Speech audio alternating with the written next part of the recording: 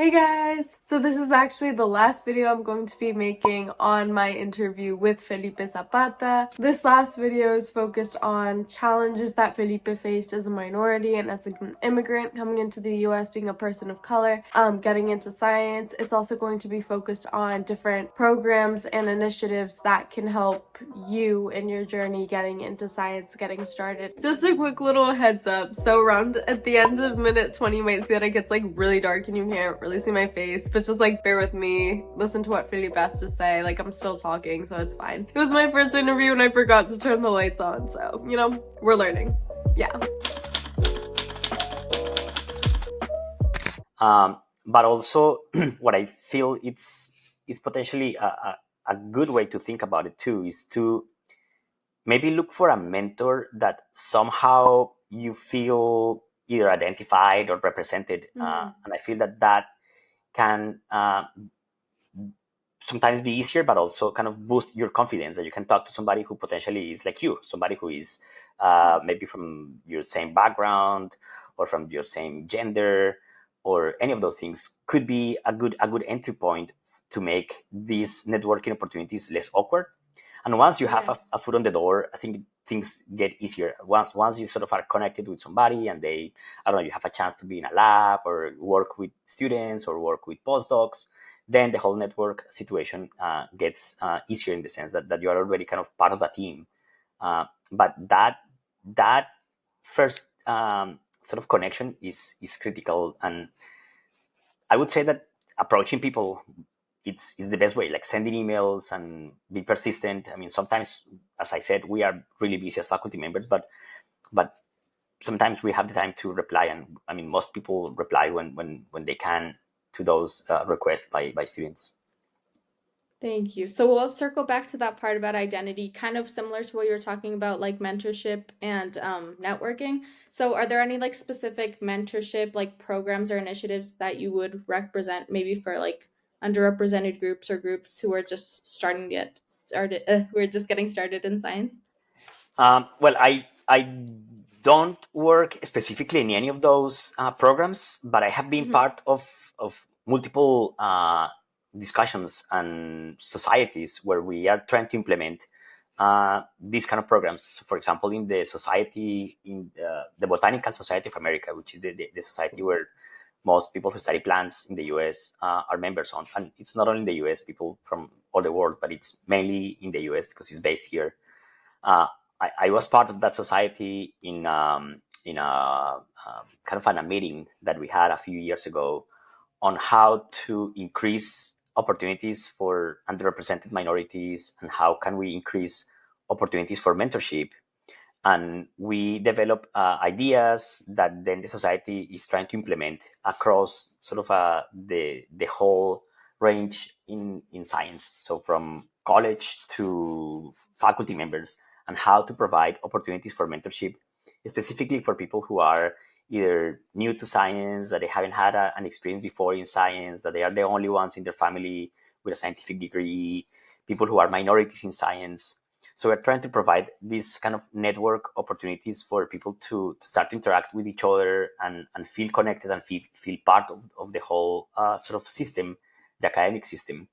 So the society has developed then later on that was part of kind of of a strategic plan that we proposed for the society for the next couple of years.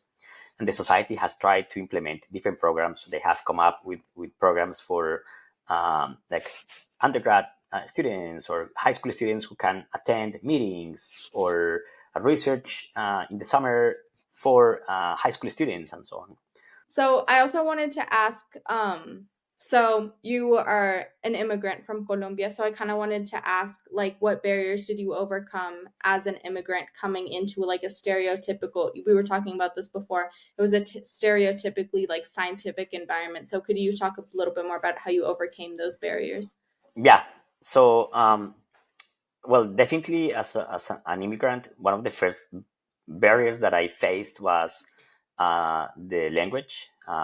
So Mm. I didn't grow up speaking English. I grew up speaking Spanish, and even though I kind of learned English a little bit in high school, I was not using English on a daily basis. So when I moved to the US, just the English barrier was a first challenge that I faced, but also the scientific English, which is a little bit different than the kind of day-to-day English. So you have to learn a little bit kind of the structure and the words and so on. So those were kind of initial challenges that I faced. I was very lucky that I I went to grad school at a place where the grad program, the PhD program, had a large interest in tropical biology. So we were many students from the tropics, from throughout the tropics, from the tropics in the Americas, but also African tropics and Southeast Asian tropics. So it was really good because many of us, and almost the vast majority of the students, we were immigrants, and for almost all of us, English was not our first language. So it helped me quite a bit to be surrounded again by people who were in some way more similar to me, in the sense that some people had also challenges with English and challenges from being far from home and so on and so forth. So those things were really critical for me to be to feel right away kind of included in science, because I joined a group of students who were exactly like me. So I didn't feel totally awkward, and that helped me a lot.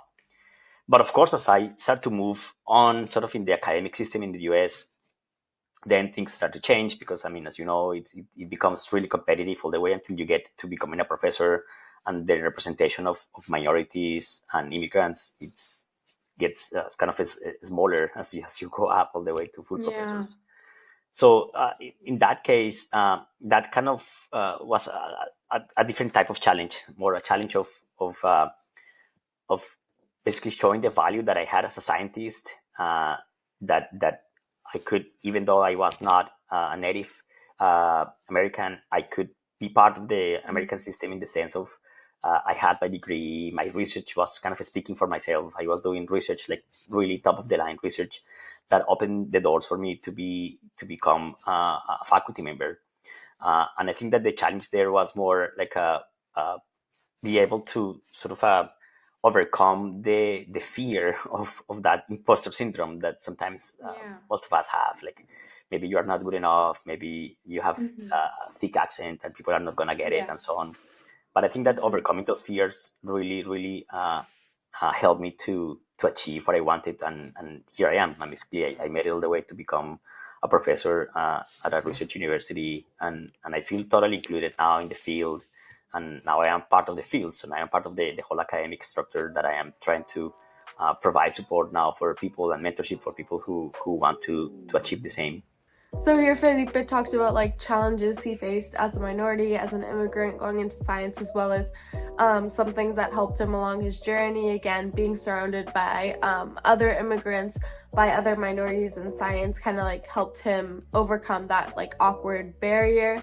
He also talked about different programs and organizations that he found helpful, such as the Botanical Society of America, such as the Center for Diverse Leadership, as well as there's SPUR at UCLA. However, the application has already passed for that. However, if you look on the website, there's a bunch of things that you can find, but I will make sure to link these programs. And what I find is I'll be making videos in the future about these types of applications, what you can put in these applications to really make sure that you're chosen, as well as in emails to professors, so you don't have to kind of like sign up for these programs. But it's a good idea always to kind of like give yourself as many chances as possible. So, as well as reaching out to professors, which I'm going to go deeper into, and like emails and other videos. And yeah, make sure to like and subscribe. Always share with anyone that you think would be interested. And yeah, bye.